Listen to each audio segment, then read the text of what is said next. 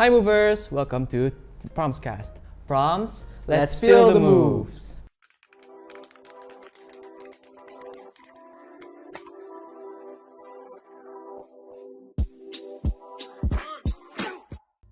Hi movers, welcome to our second PROMSCast.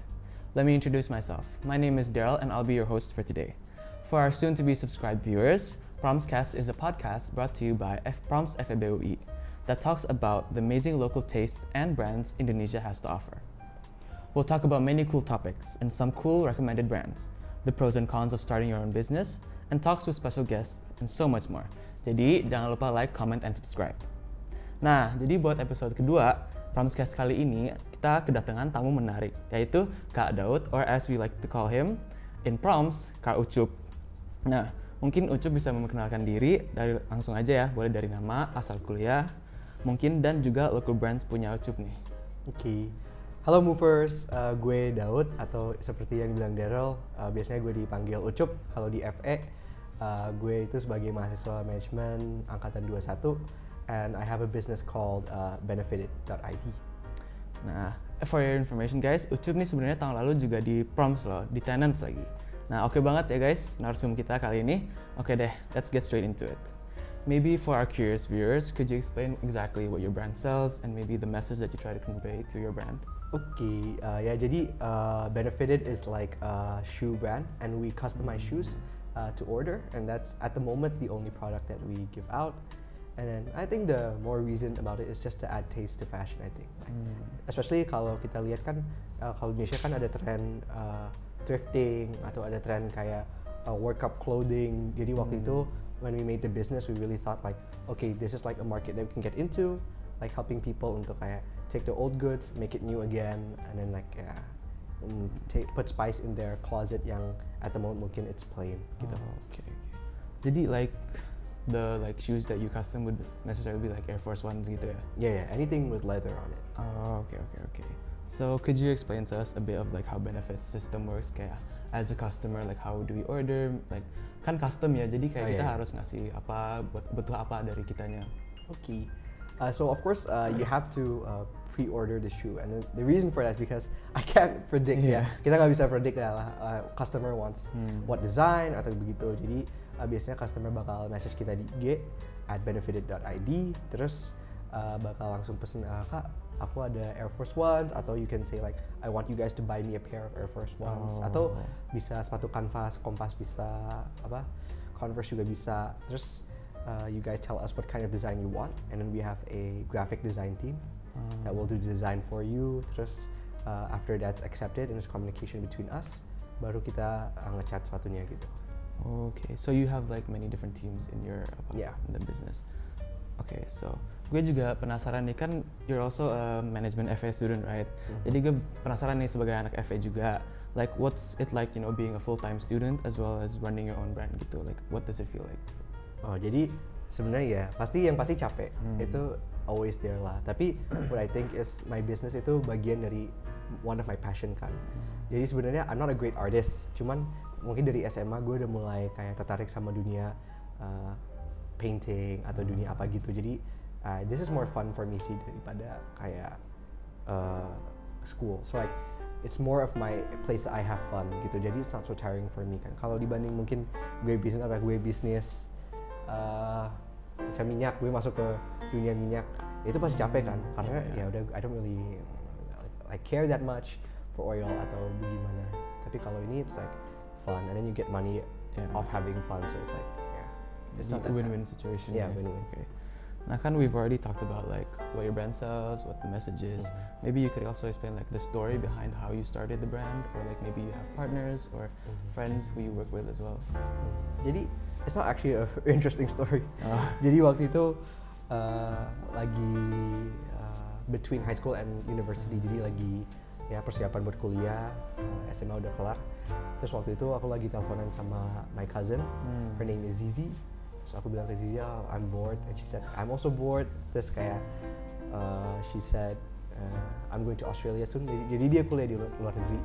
So she was like, it would be kind of cool to have something untuk kayak nunjukin bahwa gue bisa mandiri gitu. So I was like, alright, let's do a business. Terus waktu itu kayak, business apa? Terus kayak, kayaknya kalau cat sepatu juga keren. Ya udah, cat sepatu, ya udah, gas terus jadilah. Oh, so you work with your cousin who's in where was Australia. He? Australia? Yeah. Maybe like how does that work? Like does she have her own, like how does she control it from over there? How do you like work together? Oh jadi di awalnya kan it was only in Indonesia, bahkan only in Jakarta like that. Kita nggak pernah ada pengiriman ke luar kota gitu. But then in like 1 year, it really grew a lot faster than we thought gitu. Jadi kayak dari yang awalnya gue desain, dia admin, dan dia juga ngecat di sepatunya. Jadi we have a painter of our own. Dan waktu itu kita juga sempat mikir kayak mungkin kita butuh admin di IG-nya. Saking kayak we're growing like that. Terus dia mau pindah ke Australia, jadi kayak sebenarnya it's not that hard. Karena dari awal yang megang cuma kita berdua. Jadi when she moved to Australia and now we have our own painters and stuff like that, it was kind of just like going back to the old days gitu kan. Jadi dia juga kita punya cabang di Australia. So for anybody who wants to custom shoes Australia bisa. And then orders in Australia go to her, orders in Indonesia go to me. Cool. Okay, now to be honest, like I'm also like a sneakerhead, right? And I'm also really into fashion, and I've also like sejak gue mulai kuliah gitu, like kan sering kayak ada like time to myself, like I also like manage my own time gitu. So like I started to wonder like what it would be like if I were to start my own business gitu. So because of that, I want to ask you like maybe there are like challenges when you first started up, atau anything like any obstacles that you faced when you first started Benefitted. Like I want to know your like experiences with that. Jadi yang menurut gue ya, maybe the hard one is getting the customers at first sih. Kayak masalahnya kalau painting itu kan bagian dari service based business kan, not product based. So people need to be convinced bahwa lu itu punya kemampuan untuk melakukan whatever you're doing gitu kan. Misalnya kalau we have like a consultancy business, then you have to be able to prove bahwa lu sebenarnya bisa atau mampu untuk kayak break down the issue bla bla bla gitu kan. Nah for the painting, I never had my own artwork, dan even my cousin at that time, kita nggak punya portfolio sama sekali. Jadi kayak it's so difficult to prove to someone kayak gue bisa cat nih, terus kayak oh can I see your work in the past? We don't have any. Jadi at that time itu susah sih.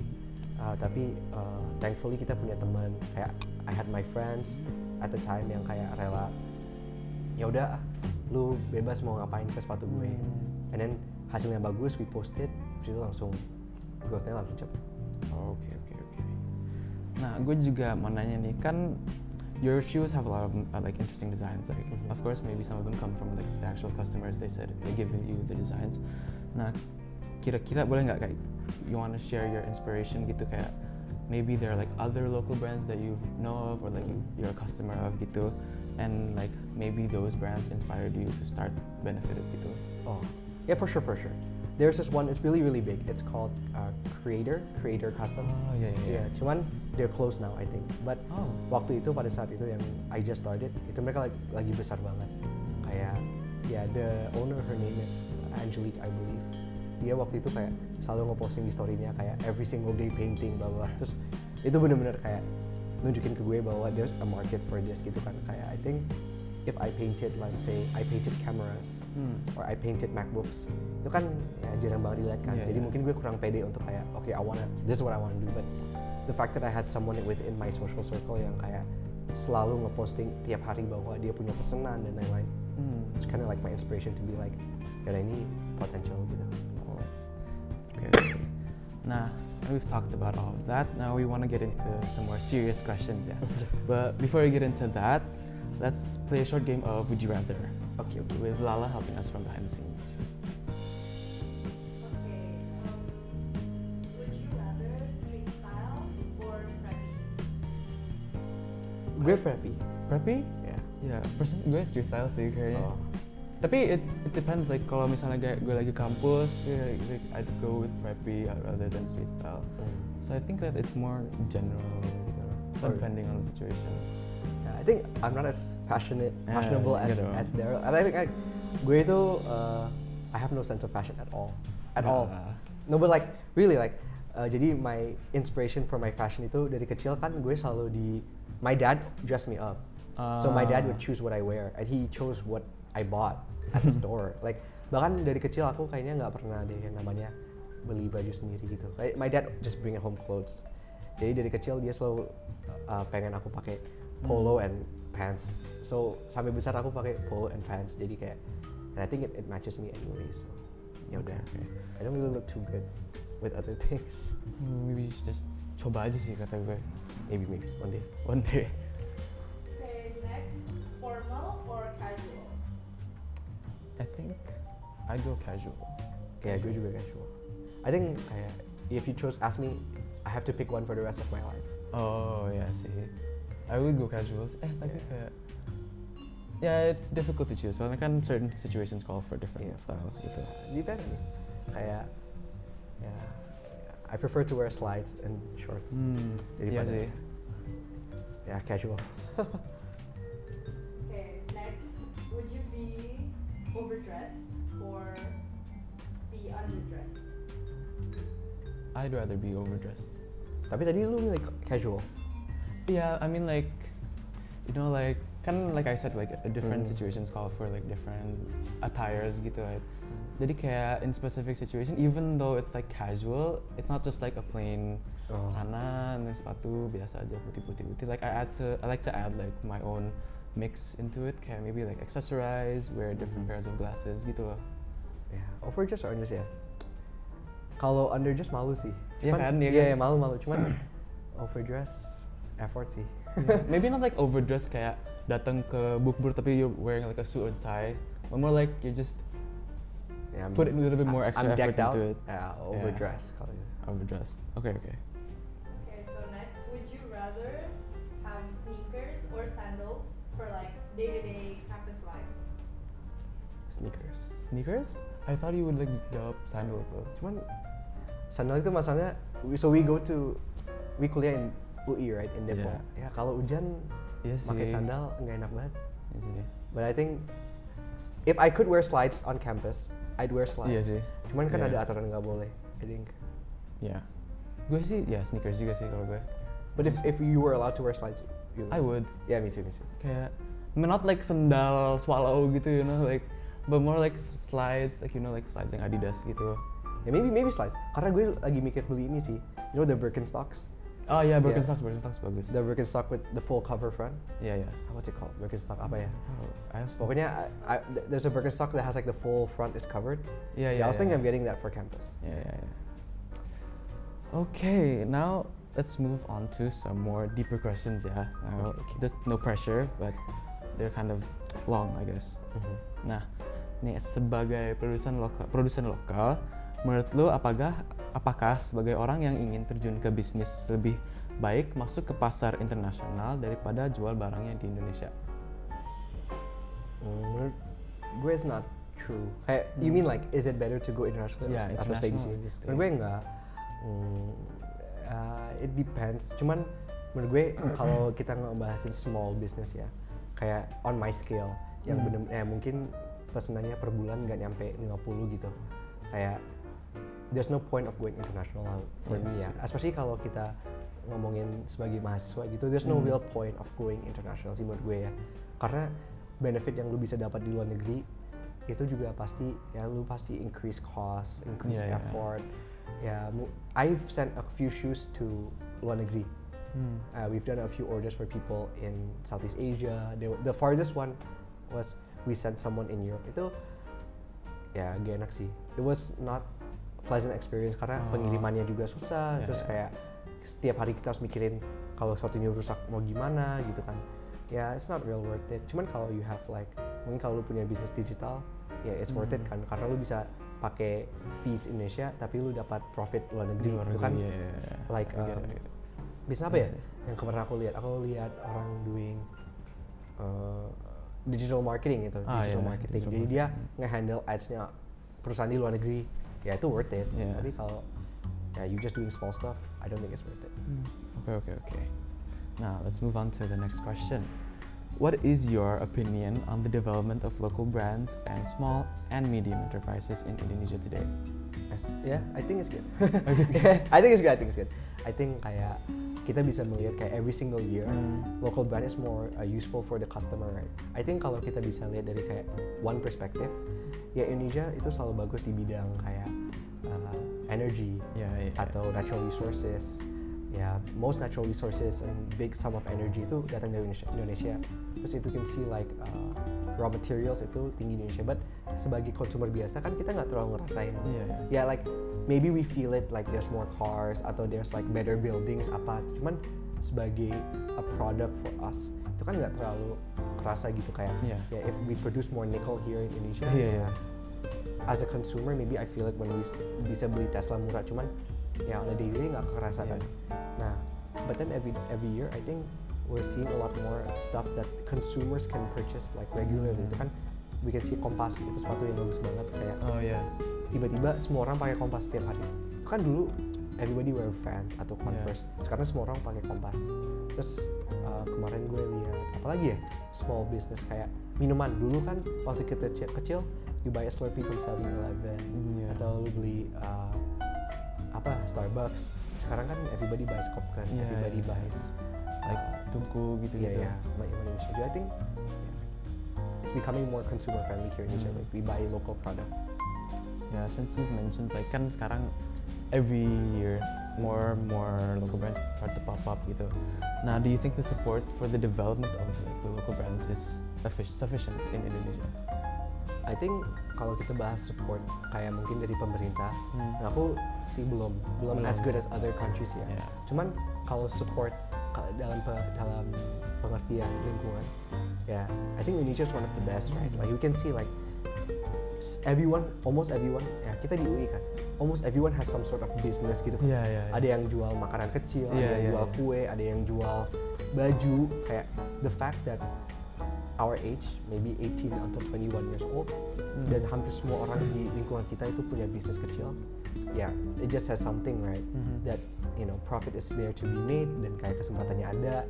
Jadi secara lingkungan ya, menurut aku banyak sih support. Cuma kalau we can talk about incentives for SMEs or whatever, but I think on that complex level, not that high sih kalau Indonesia. Okay, now I wanna talk about like maybe this is like a completely different topic, but like you know how like nowadays kids like especially our generation, my generation gitu, we prefer to like thrift right now. It's become a lot more trendy than it used to be. Like maybe like 10 years ago, if you were talking about thrifting, people would be like, oh, like that's cheaper, like the quality of the clothes aren't as good gitu. But like now people prefer it because it's like, of course it's more sustainable, and also we're reusing old clothes, and of course it's cheaper, and also I think for me personally that it's because of, you know, the rise of like e-commerce, like di Indonesia apalagi kan karena ada Shopee, ada Tokopedia, and all the like people are given like access to sell their clothes there, their products there gitu, and have just way more access to markets here now. Jadi sebenarnya local brands yang di kayak Shopee gitu-gitu banyak banget variasinya, apalagi sekarang ya. And it's also like support local businesses. Now I want to know like, do you have like maybe like an idea of like how that shift started? You know, like people used to go from like, I don't know, like maybe in like 2016 there was this whole like trend about like hype beasts, you know, people would always wear like Off-White, you know, Supreme gitu, to now people are preferring to buy locally produced products, or maybe like thrifting locally produced products gitu. Menurut gue it's mungkin ini jawaban yang maybe offensive to some people. Cuma menurut gue itu because there is kesenjangan sosial in Indonesia. Itu menurut gue the environmental pressure. Ya, like you said kan, kita tadinya ada trend hype beast. Everybody wants to wear branded goods dan mau menunjukkan nama-nama brand sebisa mungkin. You see the Bape, the huge Bape gitu kan. And then namanya itu trend, everybody wants to get along with the trend, but not everyone can afford a Bape shirt, Gucci wallet or whatever kan. Itu kan bukan hal yang murah. So then you have thrifting, di mana orang bisa nemu barang-barang branded and it's real, so it's not fake.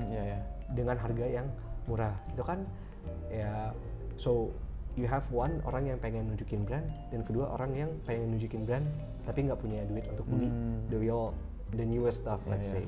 Jadi mereka mau thrifting. Nah, dengan adanya mereka thrifting, terus ternyata bisa keren. Kita bisa lihat on TikTok or YouTube or whatever, people who thrift kan fashion juga bagus gitu, nggak jelek. Nah, dengan that awareness bahwa thrifting ternyata bagus juga ya, everybody wants to do it now. Because what's the point kamu beli kayak baju branded yang harganya let's say like $500 at the store.